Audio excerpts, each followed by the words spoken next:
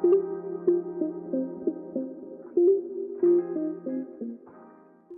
guys, welcome or welcome back to my channel. If you're new to the channel, please kindly subscribe, and if you have, thank you so much. I really appreciate it.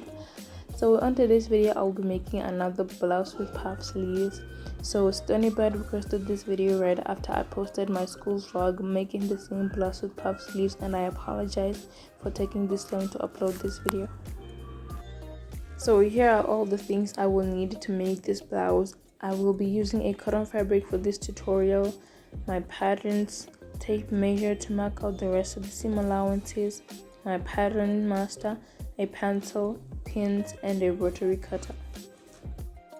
So these are all my patterns. I have a convertible collar and I will cut 2 pieces of it on fold, and I have my cuff and I will cut 2 of them not on fold because of the way I drafted it.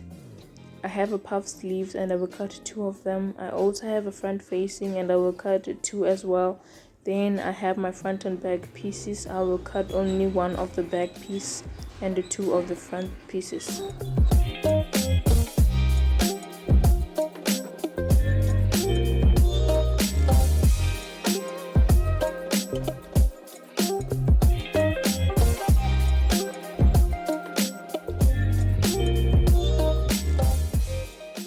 So the first thing is to lay my fabric on fold, and I will also lay the patterns on top of the fabric and I will cut them out.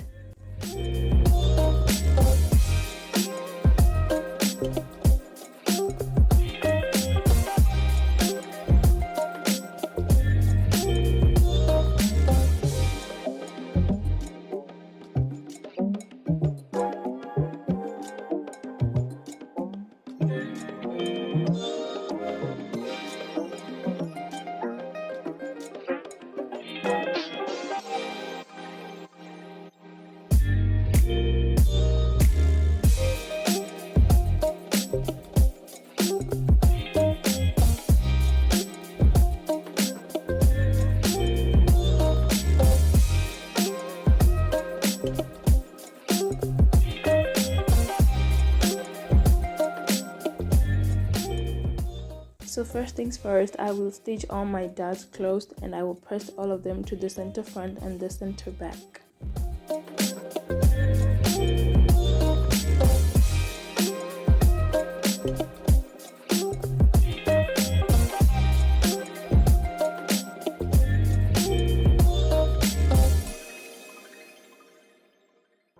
So I already went ahead and pressed my dots toward the center front and the center back, and now I am attaching the facing to the front, to the center front.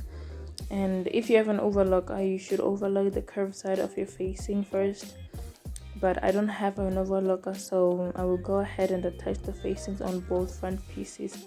And after attaching the facing, you should turn your seam allowances to the facing side and then understitch on the facing so the facing lies flat.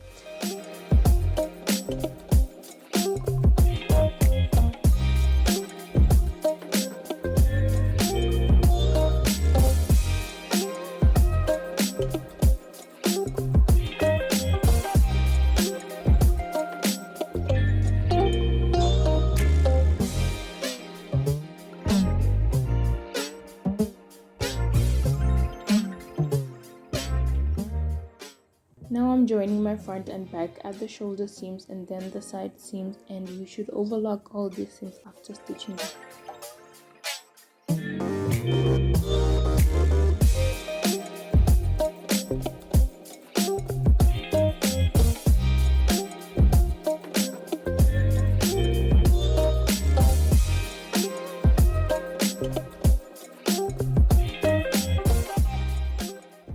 So here I have my collars. I am interfacing on both of them. This is the interfacing. So now I am going to lay my collars with right sides facing and pin them together, then mark a 1.5 centimeter on both corners, and I am only going to stick the collar on both ends and through the longer and pointy side, as you can see me doing.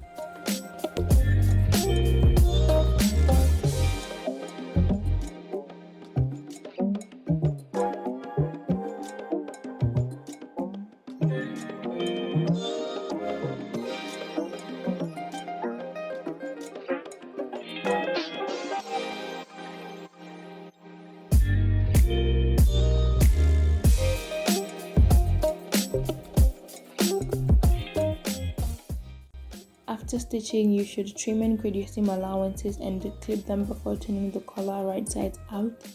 Turn your collar right sides out and pull out the tips of the collar with a scissor and do a top stitch around that area to give the collar a more professional look.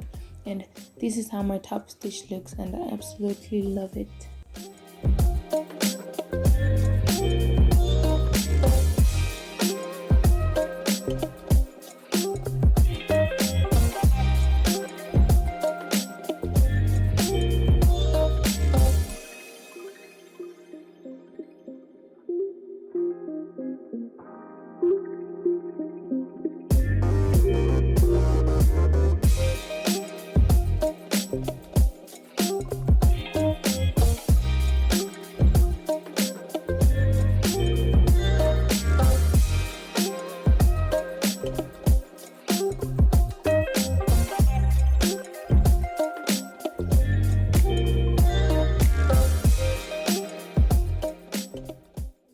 This next part is a little bit tricky, but hopefully I explain it a lot better.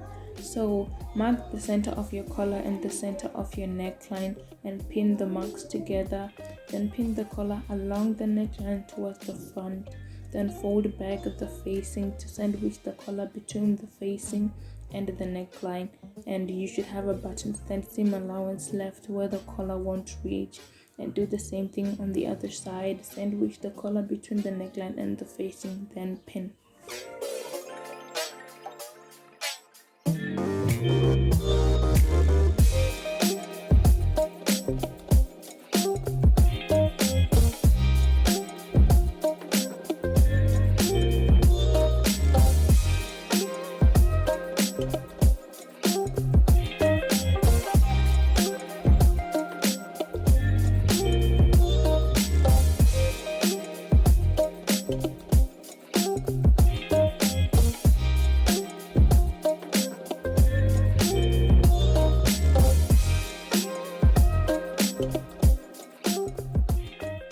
This is how it should look after pinning. So now you will stitch from the button stand and stop where the facing ends, then back stitch and do the same thing on the other side.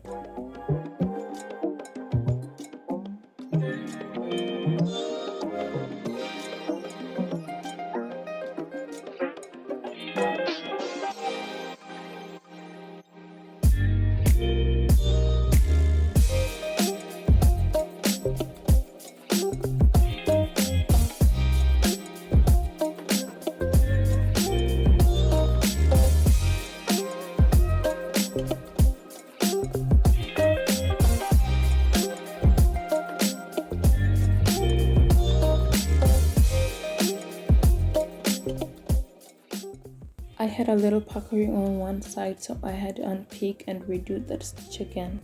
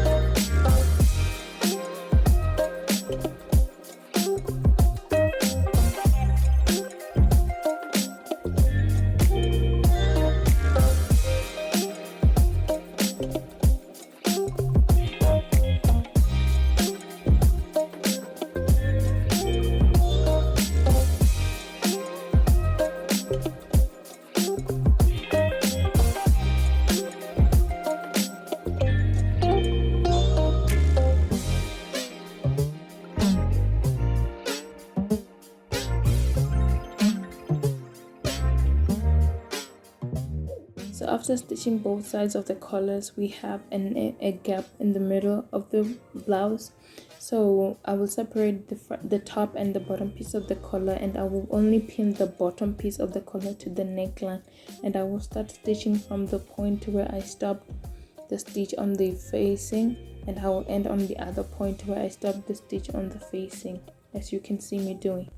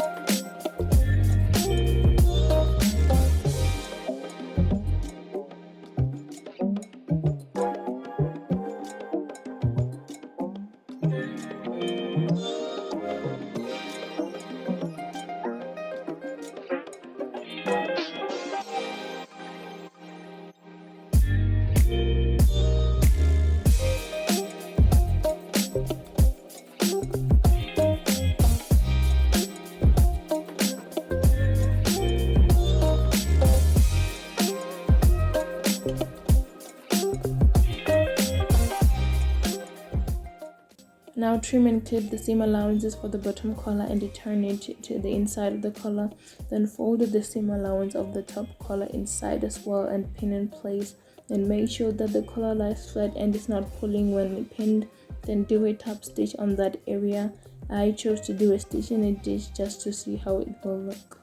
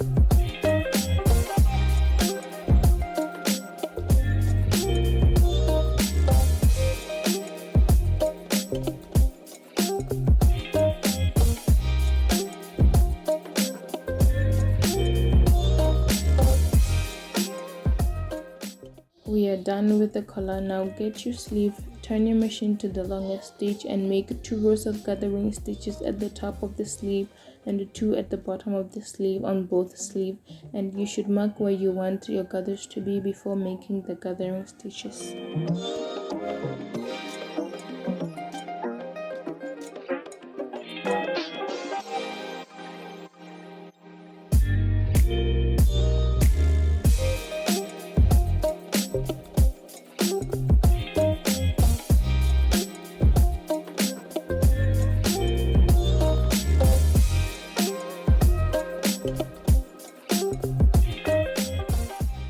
After making the rows of gathering stitches at the top and bottom of both sleeves, you need to turn your machine back to normal, then stitch the sides of the sleeves and overlock those seams.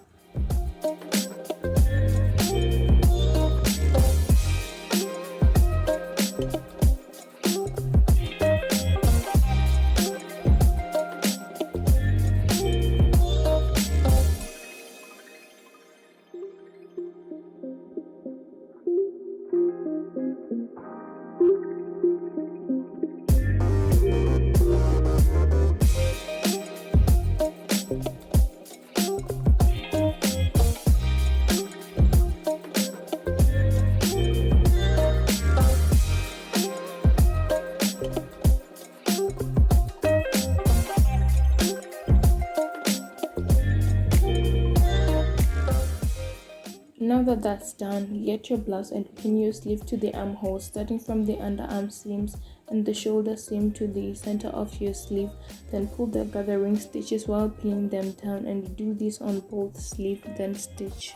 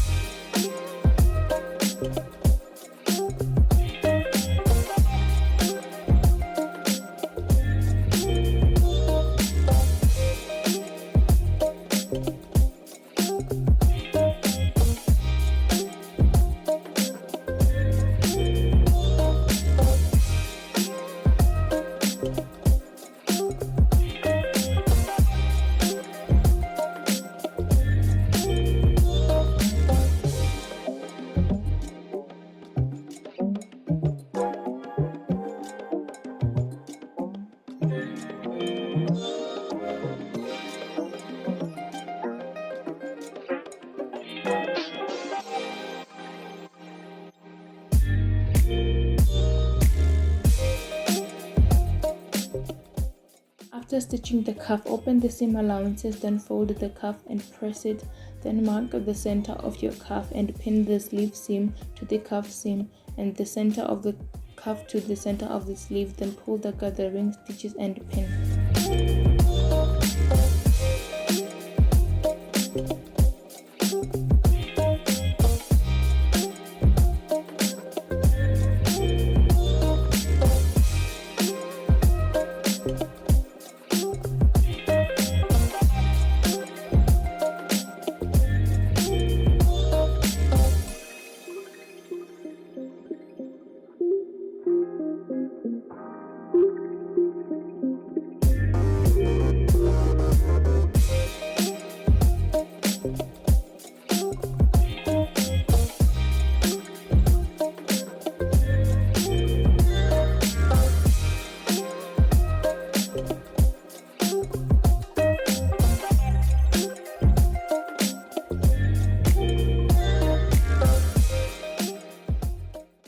You should do this on the other sleeve as well, and then hem the bottom by hand and add the button and buttonholes, and you are done with your blouse.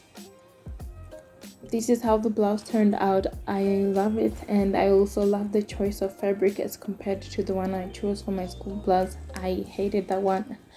Anyway, that's it for today's video. I hope it was helpful, and again I apologize for taking this long to post this tutorial.